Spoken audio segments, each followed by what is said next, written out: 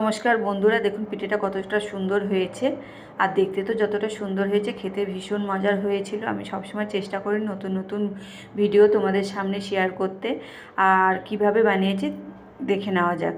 প্রথমে আমি নারকেলটা ছাই মেরে নেবো। এখানে কড়াই বসিয়ে দিয়েছি, কড়াই বসানোর পর নারকেল কড়াটা দিয়ে দিয়েছি। আর এখানে 150 গ্রাম গুড় দিয়েছি, দিয়ে নারকেলটা ছাই এরকমই নাড়াতে নাড়াতে একটা কালার চলে আসবে। একটু একটু বেশি করে নাড়িয়ে দিলে, নাড়ালে একটু দেখুন কতটা সুন্দর হয়েছে। আর এটাকে একটা প্লেটের মধ্যে ঢেলে নিয়েছি, ঢেলে নিয়ে ঠান্ডা করতে দিয়েছি। ওই কড়ার মধ্যে আমি জল দিয়ে দিয়েছি, জলটা পরিমাণে কম হয়েছিল, পরে খুব জলটা দিয়েছি। আর এখানে 150 গ্রাম মতো সুজি দিয়েছি, দেওয়ার পরে এখানে জলটা একটু কম হয়েছে, জল দিয়েছি। জল দেওয়ার পর এরকম নাড়াতে নাড়াতে একটা মানে আটার ডো তৈরি হয়ে যাবে যে শক্ত।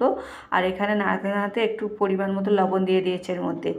ঠিক এরকমই হবে। একটা থালার মধ্যে ঢেলে নিয়েছি, ঢেলে নিয়ে ঠান্ডা করতে দিয়েছি। আর এটা যতক্ষণ না ঠান্ডা হচ্ছে ততক্ষণ আমি এখানে হাত দেবো না, এখানে একটু হালকা গরম থাকবে। তারপরে এইভাবে মেখে নিতে হবে।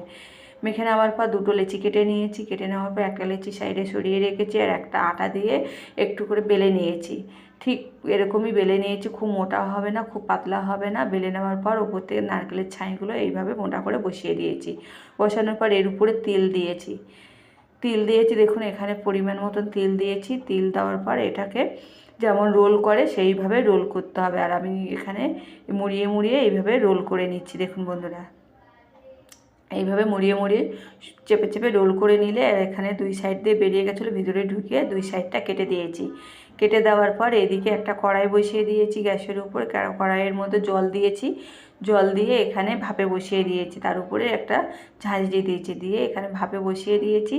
আর একটা বানিয়ে নিয়েছি। এইভাবে বানিয়ে নেওয়ার পর এটাকে ঢাকা দিয়ে রেখেছি 5 থেকে 6 মিনিট। 5 থেকে 6 মিনিট পর এটা হয়ে গেছে। এখানে আমি হাত দেবো না, এটা ঠান্ডা করতে দেবো। দেখুন বন্ধুরা, এইভাবে আবার ঢাকা দিয়ে কিছুক্ষণ রেখে দেবো। কতটা সুন্দর হয়েছে দেখুন।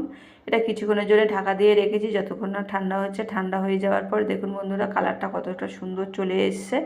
এটাকে একটা করে তুলে নেবো, তুলে নিয়ে এটাকে পিস পিস করে কেটে নেবো। দেখুন বন্ধুরা, আমি এইভাবে তুলে নিচ্ছি, খুব সহজে তুলে হয়ে যাবে, উঠে আসবে। আর এখানে একদম পুরো জমাট বেঁধে গেছে।